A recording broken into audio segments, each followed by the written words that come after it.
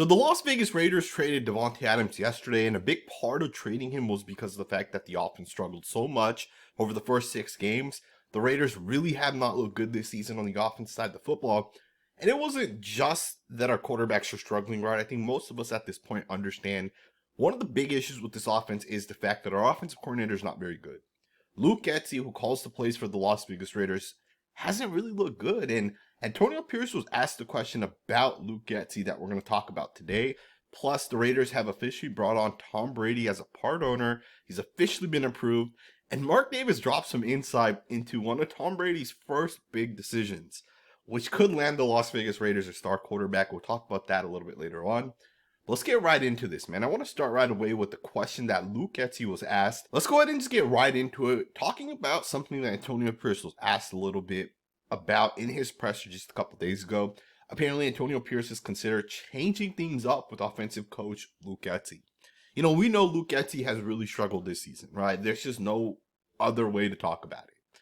There's been situations where the Raiders are in like a 3rd and 11, and for some reason we run the football.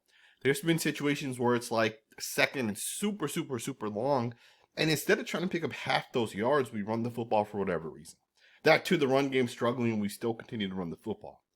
And Antonio Pierce was asked about potentially making this change. The Las Vegas Raiders coach was asked if he thought about moving offensive coordinator Luke Getsy up into the press box to essentially call the plays. And Raiders coach Antonio Pierce said he's thought about it, but hasn't made a decision yet. To me, this is an interesting question, and I think this is something that could potentially help Luke Getsy out a little bit. So here's the thing that I think we got to recognize right away, right? As a play caller, your main job is to call plays, right? There's no other thing that you have to do other than call plays. You do have to make sure that your positional coaches understand that, hey, this next concept that we're about to design, maybe we need 2 tight ends in, so send out your 2 tight ends. Maybe we need to get our, fastest 2 wide receivers out, so the positional group guy has to get the 2 fastest guys out there. And then it's up to Luke Getsy to essentially call the plays that he's going to essentially end up calling. Here's the thing, right? So Patrick Graham also struggled in his very first season with the Las Vegas Raiders. He was really bad. The start of his second season, he started off kind of on the bad side, in my opinion. And at some point, week 4 or 5 came around, he actually decided to move up into the press box. He decided, instead of being on the sideline where, your view's a little limited, you don't have the technology that you might have up in the press box. It's just a lot different, right? Being on the sideline. But moving Patrick Graham into the press box really helped him to ultimately have success as a play caller on the defensive side. So there's a good chance that Luke Getsy could actually benefit a little bit from being moved up in the press box as well. One of the things I think that ends up happening with Luke Getsy is, or maybe there's too much going on around him. Maybe he's being asked questions by his quarterback, his head coach. Maybe a receiver throws a helmet or is bitching about maybe not getting the football. To me, when I think about Luke Getsy potentially being on the sideline versus up in the press box, is different. When you're in the press box, there's no distractions. Up in the press box, Luke Getsy is going to have 2 guys to his right. And he's going to tell those 2 guys that, hey, guy 1, you're responsible for X, Y, and then guy 2, you're responsible for Z, right? You need to do this and this. And it's a more efficient way for guys who are play callers to be able to call plays. We've seen a lot of coaches get moved up into the press box, and it's really benefited teams. And I think for the Raiders, this could definitely be one of those things that can help the Las Vegas Raiders have more success on the offense side, because there's no question about it. Our offense is holding this team back, right? I know some people will blame the defense. Some people will say the defense isn't doing their part or whatever. We're not able to stop the run. To me, I think the fact that the Raiders aren't having success on offense, we, over the course of a game, after building out the offense multiple times, we end up getting popped for big plays. I think if the offense, held on to the football, if they continuously had good drives and they gave the defense something to play for, I think the defense would actually end up having more success, right? So could the Raiders actually move Luke Getsy into the box? It's something Antonio Pierce has talked about. I think they should make it happen. At this point, what do you really have to lose if you're AP? I talked about this in my video yesterday. A good source that I know said that AP will not be fired this season. Even if the Raiders end up only winning a couple games, AP will be brought next year. Now, regardless of if you guys agree with that or not, that's what I've heard. I actually don't even agree with it, right? I think the Raiders should go out and get a Bobby Slowick They should go get a Ben Johnson. They should hire the best possible play caller, because those play callers could end up getting jobs the same way we've seen guys like Sean McVay, Kyle Shanahan get. And then those two teams become really, really good Super Bowl contending teams year in, year out. And those coaches aren't going to get fired anytime soon, right? And then every other team that, the following year or the following year after that hire a coach, because they missed out on Sean McVay, because they missed out on Matt LaFleur and Kyle Shanahan, they don't get those same type of coaches coming around. So they get stuck with guys like Josh McDaniels or Luke Getsy, right? So to me, I do think the Raiders should go out and hire one of these other guys. But from what I'm hearing, it's not going to end up happening, right? AP is supposed to be the guy as we go into next season. So what does AP have to lose at this point, right? If Luke Getsy is not your guy, you're going to fire him at the end of the year regardless. So maybe the Raiders could potentially see if this helps him. Let's move forward. So yesterday, we got some big news within the Raider Nation circle, man. Some people don't like it. Some people are upset about it. I don't think it really matters, to be honest. I'm not the type of person that feels like, hey, player X did this to the Raiders, so I need to hold it against them for the next 50 years. I don't think like that, right? And I know some people will, and there's nothing wrong with that. Some people hate Tom Brady for the Tuck rule, right? I don't personally have anything towards Tom Brady. I can care less. Tom Brady bought an ownership stake within the Las Vegas Raiders. It was reported at 10%. Tom Brady does not own 10%. Tom Brady actually owns 5%. So Albert Breer put it out there properly. So essentially, yesterday at the NFL's fall meeting, one of the agendas was if Tom Brady can ultimately buy a piece of the Las Vegas Raiders. And that was approved yesterday, obviously. So Tom Brady's going to get 5%. And then Tom Brady's business partner, Tom Wagner, is going to get the other 5%. All right, so some people reported it that Tom Brady got 10%. That's not the case. Tom Brady gets 5%. His business partner gets 5%. And then, of course, the one that I'm mostly excited about is 0.5% going to former Raider Richard Seymour. This one's the one that excites me the most. I'm not going to lie to you guys, man. I'm a huge fan of Richard Seymour. Honestly, if you guys ask me who one of my favorite players historically of the Raiders are, if you guys ask me 5 guys, right, who are your favorite 5 players? Richard Seymour would be one of those guys. I just loved his game. I think he's the best defense tackle the Raiders have had in a really long time. I think he was better than Christian Wilkins, and I will stick with that, right? Richard Seymour was a man. And he apparently also bought 0.5%. So I love that, man. I'm happy that Mark Davis is also bringing in Richard Seymour. Richard Seymour has been with the Raiders now for a little while, right? He's helped Mark Davis in a certain type of role. I'm not 100% sure what it is. So there's news that the Raiders are obviously selling to Tom Brady, Tom Wagner, as well as Richard Seymour. But Mark Davis was asked about this at the meeting yesterday, and he's had some very interesting words to say that I'm going to just let you guys listen into it. What role do you expect Tom Brady to play in your organization? Well, it's kind of putting the cart before the horse. We wanted to get to this point first before we started defining anything of that nature and all that. But it's just exciting. What I was going to say is we traded Davante Adams for Tom Brady and a third-round pick today. And although Tom can't play, I think he can help us select a quarterback in the future and potentially train him as well. So there you guys have it. Although Tom Brady can't play, he could potentially help us draft the quarterback of the future. Although Tom can't play, I think he can help us select a quarterback in the future. I love hearing that from Mark Davis. Now, this doesn't really mean Tom Brady's going to make the decision, right? That's not what this means. But what this does tell you is that Tom Brady will at least potentially help the Raiders, go through the process, figure out who the quarterback is that can work, that can't work. Tom Brady will at least be able to give Mark Davis input. And the thing is Tom Telesco is still our general manager. Let's not overlook Tom Telesco and just think that Tom Brady's now the guy that's running things. That's not the case, right? Tom Telesco's still the guy for the Raiders, but Mark Davis did make it known that Tom Brady will at least give some sort of input. And who else would you want to take quarterback advice from other than the greatest quarterback in the NFL, right? The greatest quarterback we've ever seen in the history of the NFL. Who else would you want to take any sort of advice from, right? To me, I love the fact that Mark Davis is letting it known that Tom Brady will at least give some sort of input.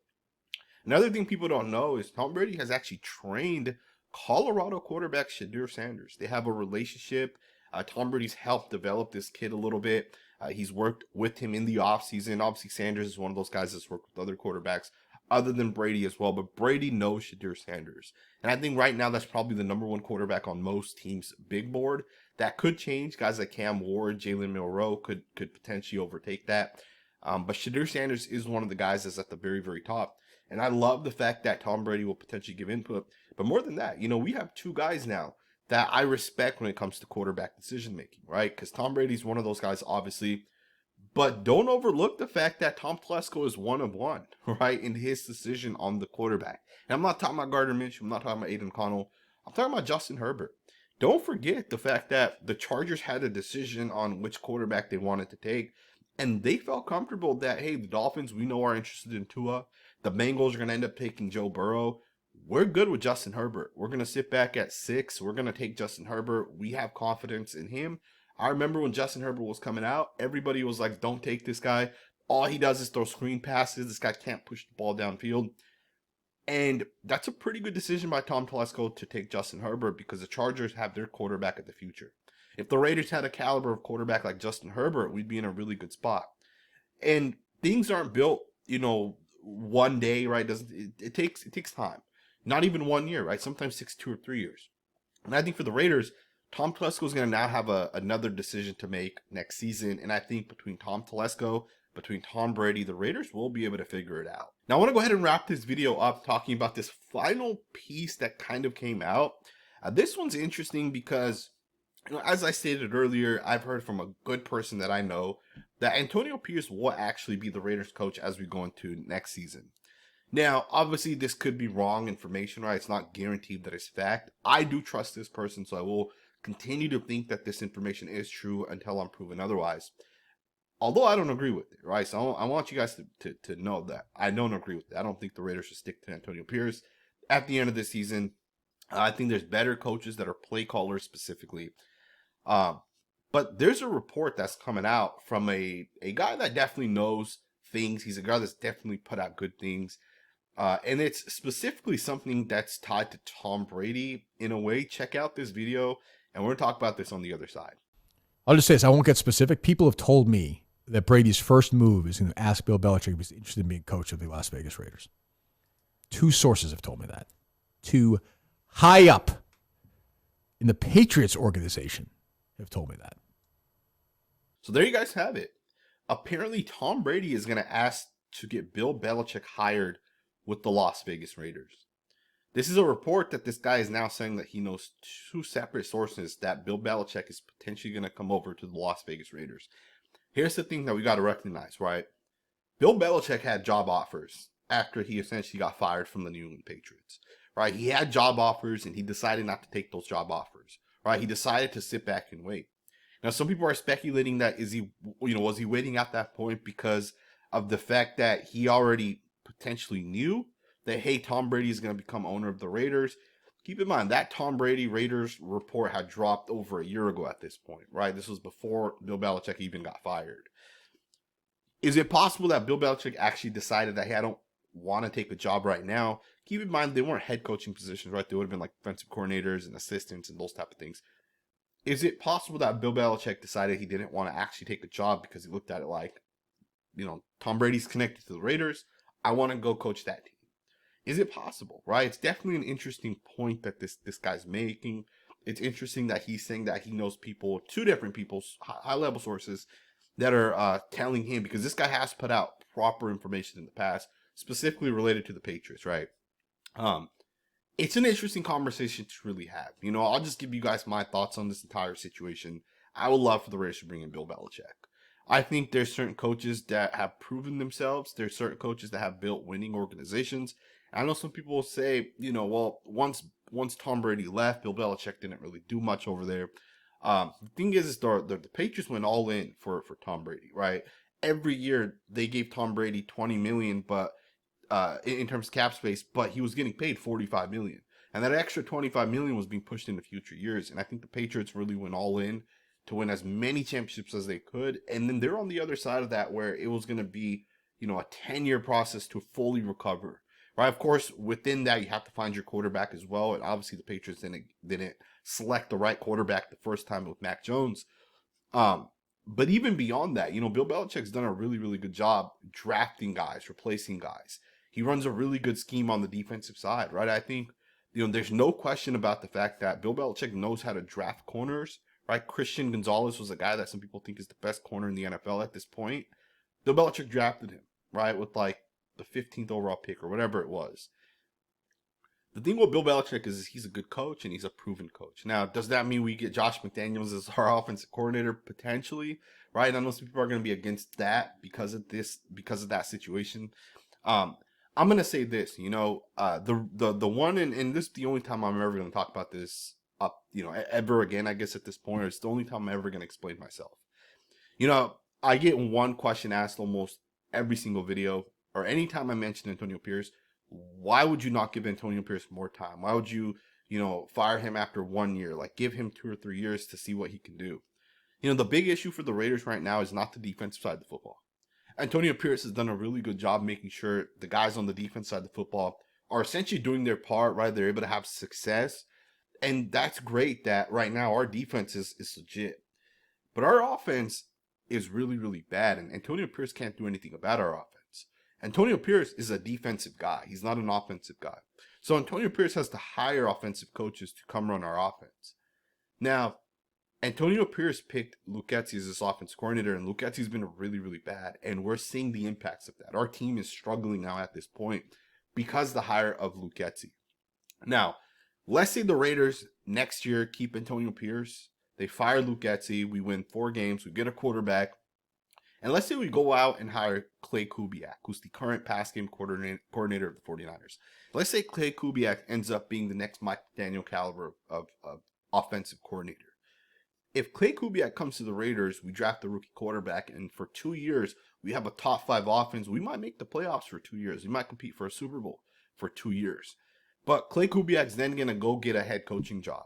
And then Antonio Pierce is going to be in a situation again where he has to hire another offensive coordinator.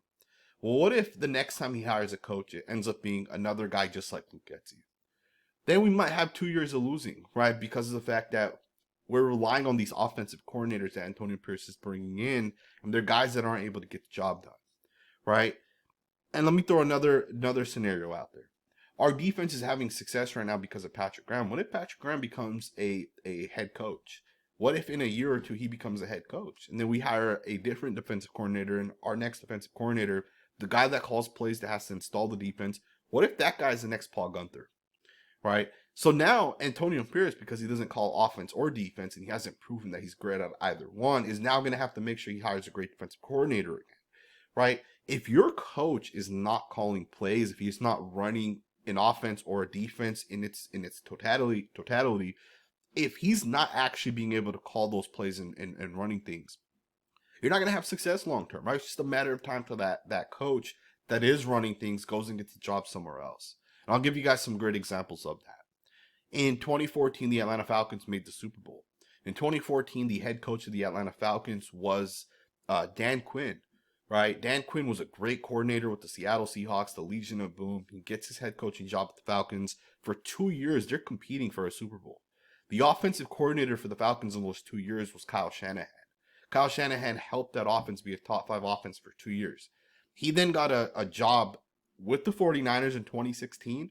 He ends up leaving the Atlanta Falcons, and then in 2016, he ends up taking the 49ers. They start having success, right? He gets the 49ers. Dan Quinn's fired a year and a half later because he was never able to replace that offensive coordinator. We've seen other examples of this same exact situation happen, right? Where guys are great coordinators, they leave, and then those teams kind of fall off. We're seeing it with the Detroit Lions right now. Dan Campbell was with the Detroit Lions for 1 whole year without Ben Johnson. They won like 2 or 3 games in that year. Ben Johnson comes the following year, and they have a phenomenal offense. And they start making the playoffs. They start competing. And I think this is Ben Johnson's 3rd year with the Lions, and they've been good now for 3 years. Ben Johnson's going to become a head coach next year. And when he becomes a head coach, he's going to take that offense somewhere else. That offense, wherever he goes, is going to be great. And Dan Quinn's going to have to hire the next offensive coordinator. What if he picks the wrong offensive coordinator? Dan Campbell will be out of a job in a year and a half. Dan Quinn also got another head coaching job, right? He got a second opportunity at that. He's with the Washington Commanders. This time, he picked a great offensive coordinator once again. He got Cliff Kingsbury. Cliff Kingsbury is doing a phenomenal job with Jaden Daniels. Cliff Kingsbury in about 2 years will probably get another opportunity as a head coach. And we'll see if Dan Quinn can recover at that point, right? My point is this, right? Kyle Shanahan only comes out one time. And when he becomes a head coach, he's going to be a head coach forever. Sean McVay is going to come out once. Matt LaFleur is going to come out once, right? Because every other team is going to end up with Josh McDaniels or Mike McCarthy. They're going to end up with guys that aren't really that good of offensive play callers as their head coach, essentially. Bobby Slowick's an offensive coordinator. He's going to become a head coach one time. Ben Johnson is an offensive coordinator. He's going to become a head coach one time. The teams that get those two guys are going to be very, very, very good. The teams that don't are going to end up getting stuck with guys like Josh McDaniels, right? They're going to get stuck with guys like Brian Flores as their head coach, right? They're guys that aren't good coaches, generally speaking, and they're not going to have success long term, right? So although I have nothing against Antonio Pierce, I just think it makes sense that if there's a great coach out there, you bring that guy in.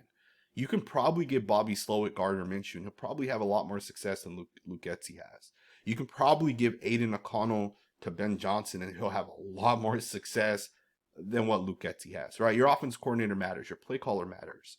And if you can make those guys your head coaches, they're not going anywhere, right? They're never going to take a job and go somewhere else. So we'll see what ends up happening, man. I don't know if this Bill Belichick thing is true. We'll see what ends up happening with the Raiders. I do think the Raiders made the right decision a couple years back, moving on from Derek Carr.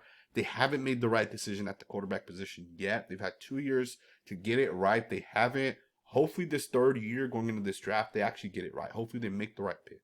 So we'll see what ends up happening. There was a ESPN article that dropped earlier as well. This ESPN article is basically Jordan Reed's mock draft. I'm not going to break it down on this channel, but I do have a college football channel if you guys are interested in mock drafts, if you guys are interested in film breakdowns of college players. I'll pin a link down in the comments below to that channel. Go check it out. We're going to be breaking down this entire mock draft on that channel. Let me know what you guys think, man. Thumbs up, subscribe, and I will see you guys next time with another video.